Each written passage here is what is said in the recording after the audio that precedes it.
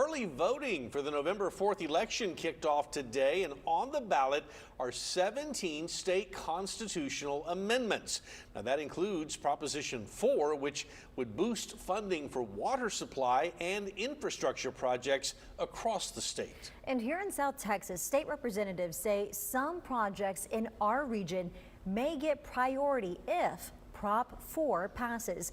Our Natalia Osuna joining us live in studio tonight. So Natalia, according to those state water leaders, what could this proposition bring here to South Texas?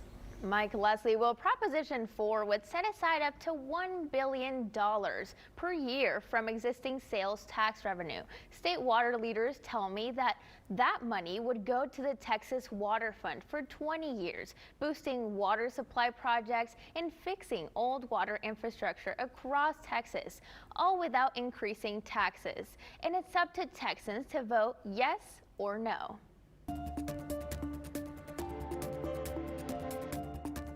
At the upcoming November primary constitutional election, the future of Texas water hangs in the balance. It's a huge proposition, one that is very important to the future of Texas. On the ballot, Proposition 4 would set aside up to $1 billion per year for water infrastructure and supply across Texas.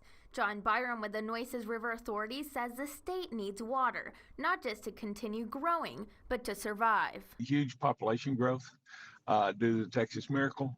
We don't want to see that Texas Miracle come to a stop, but it will if we don't get new water supplies. For 20 years, Proposition 4 would take money from existing tax revenue and put it toward the Texas Water Fund. 50% of the money can be used to rebuild existing infrastructure. Byram says that's $23 billion total dedicated to water infrastructure. It's something we haven't had in Texas before, this amount of money going towards water infrastructure and dedicated only for water infrastructure. John Mattis with the South Texas Water Authority says that this funding would only cover a part of the state's needs. It's going to be a fraction of what's really needed throughout the state. We're talking hundreds of billions of dollars, but this amount will be able to help small systems like the South Texas Water Authority and other small systems in our area throughout the state to help with aging infrastructure and help reduce the overall impact on local ratepayers. Mattis adding it's important to note that this amendment would not increase taxes for folks. It's not an increase in taxes directly to the individual.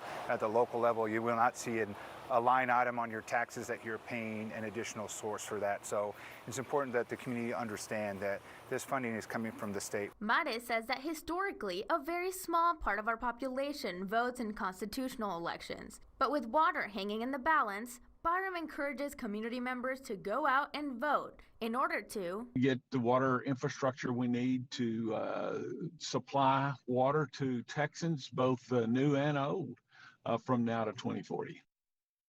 If Proposition 4 is passed, the state would start setting aside funds in 2028. And sometime in the summer of 2029, they could actually start seeing checks issued from this water fund. We'll keep you updated as this story develops. Leslie, Mike, back to you.